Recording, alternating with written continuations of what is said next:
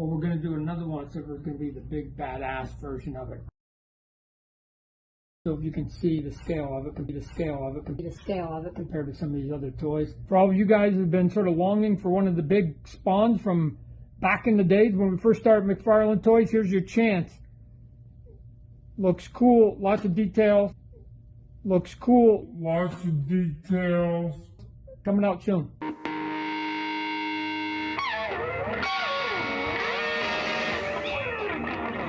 Oh, you know I love you, Todd. Okay, people, welcome back to another Foosh Weekly. As always, I'm Robo, and sad news, guys. I'd like to take a moment to announce that this channel will no longer be covering 6-inch or 7-inch action figures. Nope, I'm moving over to 1/1 scaled hands. I saw these on Ami this morning, and I'm infatuated. I am obsessed with them now. I must have them, nothing else. Oh, you know I'm kidding. It's gonna take a lot more than that to pull me away from action figures, but I will say they're tempting, just from an oddball on the desk kind of thing. Maybe. Like I need something else to buy. But starting things off this week, you know me, I am not a fighting game kind of guy. I was always kind of lingering around as my friends were playing these, or I was just losing miserably because I cannot remember all the different combos for the different games. But I do remember some characters like Demitri Maximoff from Darkstalkers. We already knew Storm Collectibles was going to be making this character, and this week we finally got the full solicitation. Which is cool because they've been snatching up a lot of video game licenses, and it's nice to see them building up the ranks of each of those games. Maybe we'll see Morgan next? Maybe? You know what would be cool? Killer Instinct figures. I do remember that game and all the different designs there. Am I just spouting random stuff about fighting games now? $90 should hit in the first quarter of 2021. Okay, let's just go ahead and get into it. The weekly Todd Talk. Last weekend, as soon as I posted the weekly, McFarlane Toys announced that they had the license for The Princess Bride. Now, this is a movie I've never thought about when it comes to plastic representation, but it kind of makes sense because of how unique each character is. I'd buy a 2-pack of Dread Pirate Roberts and Buttercup, but to touch back on an announcement I did catch last week, on the Avatar graphic, underneath it says The Legend of Aang instead of The Last Airbender. Now, I didn't catch this, but several commenters did, and all I can think of is that Diamond Select has the license for Avatar The Last Airbender, and the show is actually called The Legend of Aang in some regions, so maybe this is a way of separating the license, because I can only guess that McFarlane's going to do 7-inch figures, which Diamond Select is currently doing. I'm not a lawyer or in the know whatsoever, so I guess we'll just have to wait and see what happens. But this week, McFarlane Toys hit the ground running by giving us a look at the Build-A-Figure Bane from the Last Night on Earth wave. It's big, it's buff, it's beefy, it's brawny. You take Bane in one hand and Devastator in the other, and you are fighting off home invasions left and right. Simply put, it's Bane. I've heard that the skin tone is this gray in the books, and this doesn't look like an unpainted prototype because of the reds and the greens, but I'm hoping the final product does have the green veins. Me, I'll end up with this, but I may give it a regular skin tone paint job just because. Never too many Banes on the shelf. Just a day later, Todd posted another video showing another look at Bane just because, hey, look how big this bastard is. You want it? You're gonna get it. During that same video, he also gave us a look at the DC Multiverse Death Metal Batman actually sitting on the Batcycle, which we were wondering about, and so, of course, it comes out looking glorious. I know, it's not actually riding the Batcycle, but sitting is half the battle, considering the fact that we thought that trench coat would get all up in the way. And I know it's not death metal, but I can't help looking at this and thinking Meatloaf album cover. I would do anything for toys, but I won't do that. I probably would. A variant for the Thomas Wayne Batman was shown this week, giving us an unmasked look. Now I get it, reuse is needed sometimes, even when it comes to McFarlane. And that's fine considering the crazy amount of unique sculpts we get in the DC Multiverse line. But when it comes to just an alternate head, it seems like I don't think this is a chase or limited in any way, and it is a good thing that they are showing this before they actually solicit the standard Flashpoint Batman, but still. It seems like something that could have just been packed in that standard version along with the sword, but what do I know? I'm just a guy talking about toys. No details yet on this or the standard version of Flashpoint, but we shall see. But when it comes to McFarlane's DC Multiverse line, a lot of people say, hey, why don't we move a little away from the Batman stuff we've had enough. How about some Injustice 2 Flash and Gorilla Grodd? Not my mind's eye versions of these two characters, but still badass looking figures. We have a good idea of how the standard human body works in this line in movement and articulation, but it's going to be interesting to see how Grodd moves, with the body shape and armor looking like it gets in the way of all the points of articulation here. Again, no information as of this recording, just a twinkle in our eye and a hovering of finger over keyboard. Getting a My Hero Academia announcement this week caught me off guard though. Not so much in the sense that it came out of nowhere, but the previous wave of Yue Bakugo, Stain, and Ida are just now hitting. But then I remembered, oh, it's McFarlane. It's just kind of... Deku looks like mostly reuse, except for the arms that make this the Gamma costume, and then the head may have some tweaks to it. It still seems off though, almost... Like the face is too big for the head, or the eyes are... Something's off. Kirishima is also mostly reuse, except they did do some tweaks to the head. The teeth are more pointy. He has some quirk showing up on the top. But I like the color here used better than the first version, especially the sleeves on the arms. But I think the big draw here is All for One. Looks like the suit body will have the standard articulation throughout, but I have no clue how they're gonna make that big honkin' arm move anywhere but the shoulder. I'm guessing a rubber overlay for the torso. Could the same be used on the arm, or is it just a hunk of burning plastic? Maybe give us an alternate arm that's just, you know, the suit continued, maybe some damage up, and then an undamaged mask from before All Might put his fist in it. Or are they setting up for an alternate version of All for One in a later wave? We seem to see that. Not so much alternate pieces, but here's a different version later. Either way, it's good to see the line continuing on, and they continue to give us characters that we probably won't see in any of the import lines. At this point, it wouldn't surprise me for Overhaul to show up, and then they gotta do no moves, right? That's right up McFarlane's alley. I don't talk about horror figures much because I was just never into that genre. I'm more of a sci-fi superhero guy. But last weekend was Mezco Con 2020, and they did have a couple of 1/12 Collective reveals. And one of them was Leatherface from 1974's Texas Chainsaw Massacre. Now, I have seen that movie. It's been a long time, so off to Google I went, and comparing... it's pretty close. Don't see a lot of Mezcofication here. I'm sure superfans could point out, you know, stitches off here, or the distance between them, or this design over here, but to me, I don't think they could get any closer to the look. But when it comes to comic book inspired 1/12 Collective figures, we've come to expect that extra flair, and that's no different for the 1/12 Collective Dr. Fate. This is one of those character designs that I think plays to Mezco's strengths. Not sure if that is Photoshop or a light-up feature, but I'm hoping we see a vac metal version of the helmet, all shiny and gold. Whew. No information yet on this or Leatherface, but I'm sure they'll go up for pre-order soon. And just to touch on this, after day 2, Mezco posted this recap picture, and it may or may not be a tease of some kind. Are we going to see Teenage Mutant Ninja Turtles in some capacity from Mezco soon? Or is this something New York related they just threw in as a gag? I'm picturing 1/12 Collective Turtles, but at the same time it could be 5 points, and I never even thought of this before, but Living Dead doll Teenage Mutant Ninja Turtles?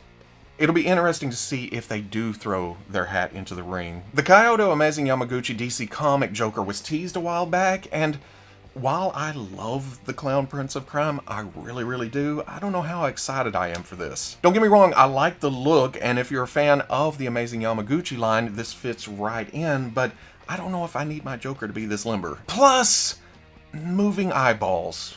What? Kaiyodo, I thought we were making progress with the swap out sets of eyes. Those work good. Moving eyes?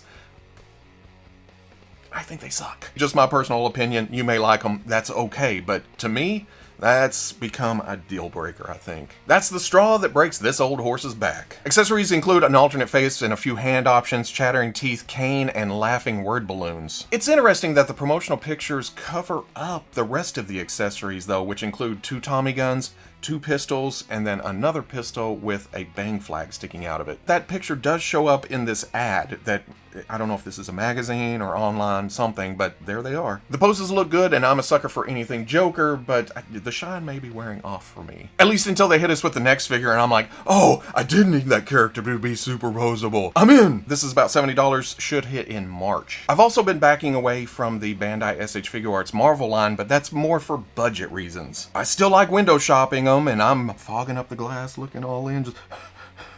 But then I meander on down to the next store. This week, Tamashii Nation solicited the Infinity War Gamora, and I have to admit, it does look fantastic. Which it should, because Bandai's stealing a page out of Medicom's book by waiting 2.5 years before releasing this figure. But again, I also admire the determination, because I'd like to see them just finish out the whole movie, all the characters, all the teams. It'll take a while, but it'll look good. One thing does throw me off though, and you know where I'm going with this, it's the eyes. It's using that print tech, but it also looks animated for some reason. It's solid. We're not seeing a lot of the pixels, but it's solid.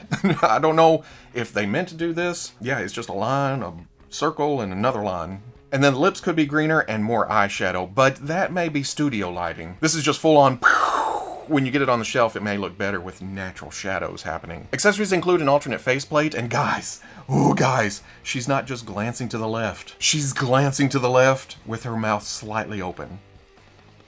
Yeah! Relaxed hands, grip hands, and a snapping left hand, along with a sword, 2 holsters with 1 sword hilt and 1 without, and then Thanos' dagger. But then there's probably my favorite SHF accessory announced this year, and that is Star-Lord's gun, but with bubbles coming out of it. That is awesome. That's brilliant, and the kind of thing that I like to see filling out the package on these, because we're already paying a premium price. Let's give us some premium stuff to go along with it. She is a Soul Web exclusive, $90, should ship in March, but I'm hoping Bluefin announces a domestic release here soon. This morning, Bandai also decided to solicit a general release, and that is the Avengers Nick Fury we saw at Tamashii Nations last year. Well, mostly. It's rare that Bandai goes back and tweaks their prototypes. Usually what we see at shows, no matter how long it takes to release those, that's what we're getting with the final product, but not here. On that original prototype, we saw the trench coat, actually part of the torso, and then cut across the abdomen, and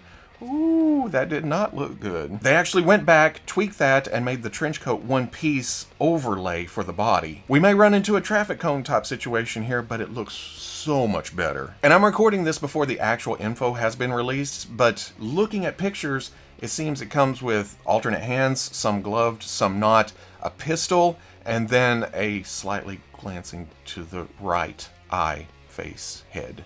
Yeah, like this. We do know this releases in March though. Something else that popped up as I was walking in here to record this, new pre-orders for more MAFEX figures. I know, I thought the same thing. Why are they announcing new figures when they are so behind giving us figures that we pre-ordered a year ago? They are way behind, way behind. Hell, it's to the point where I usually joke about the release dates when the figures are announced, knowing they're going to be delayed. And I understand things happen, but it happens every release. When was the last time a MAFEX figure got out on time? They need to slow down with the reveals and speed up with the production. Saying all that, I can't help looking at brand new figures and going, ooh. Ben Reilly Spider-Man wasn't high on my list. I have a list of Spider-Mans I'd like to see from MAFEX, but I'm still okay with this too. It's a neat design. I thought they would have went with the blue hoodie look, but they may be thinking, oh, blue hoodie, soft goods, everything we have solicited at the moment with soft goods is even later than our regular figures. Let's do this one first. Come back around to that one later. This one will just be regular late instead of late. Alternate heads including unmasked Ben, a mask to hold in the hand, and then several hands and webbing options. This makes me want other Spider-Mans. I need the symbiote for sure, 2099, the various Scarlet versions, and the big time hell, I take anything. MAFEX, give it to me. $74 scheduled for September. Silly Medicom. But where there is a Marvel reveal, there's usually a DC.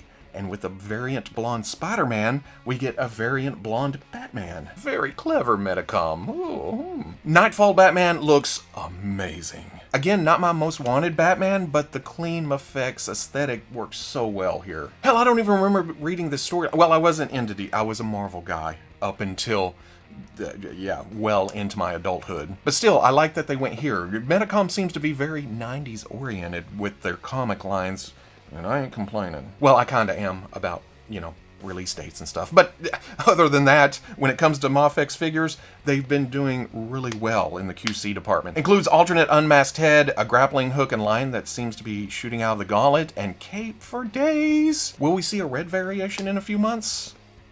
But Knightfall Batman means Knightfall Bane, maybe?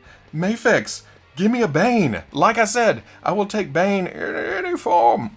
for any price. $82 also suggested release date of September. When listings for the Hasbro Star Wars Black Series Commander Pyre and R5P8 went up on the Target site this week, it wasn't much of a surprise. Did they announce it? We knew it was coming. One way or I can't even remember. So much stuff. But we had seen them pop up in a handful of stores, had already seen pictures. What surprised me more was I was able to put in a pre-order for Commander Pyre on the website. That's crazy when it comes to exclusives. Love them or hate them, it's still a gold stormtrooper, and I'm a sucker for that kind of thing, even though the body isn't that great. Which makes me kind of a hypocrite because I skipped on R5P8 because that body isn't that great. See that? I do have a little willpower. I do. It just plays hide and seek with me a lot of the time. But in my defense, at least the first order body does look nice on the shelf, whereas the Astromech body, ooh, dire need of updating. Both are part of Target's exclusive Galaxy's Edge line. Well,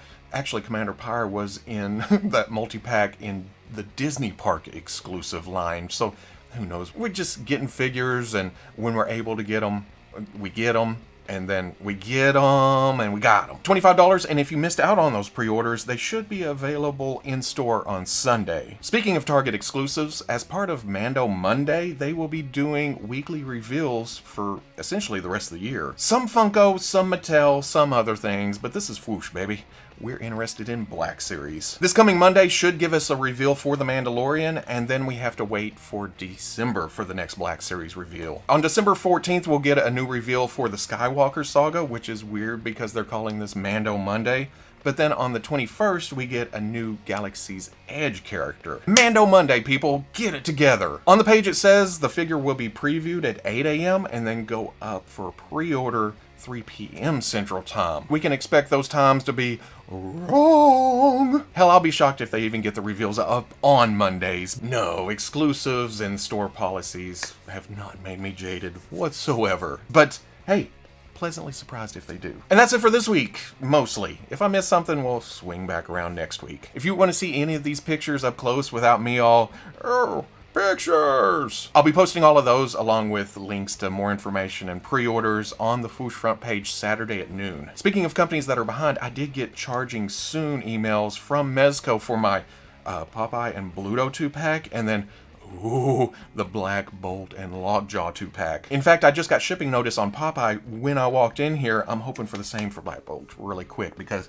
oh, Lockjaw, new character, goes on the shelf. Bluto is a new character for the shelf, but man, Lockjaw, he's centerpiecing some display somewhere. But with MAFEX and Mezco, it's better to just click it and forget it. That way, when you do get those emails, it's just kind of, oh, I completely forgot I even got that. But if you enjoyed this Foosh Weekly, comment, like, subscribe. Much love to the plus. If you're interested in seeing videos early or just in a position to help out the channel, patreon.com. But wherever you may be watching this, I'll always catch you on the Foosh. Playday was pushed back this week. I had all the figures in there, I swear. And then the SH Figuarts IG-11 showed up, and I had to open that up. I mean, ooh, another one that I had been waiting for that is going to be a centerpiece of some display, and I had to do it. So, Playday should be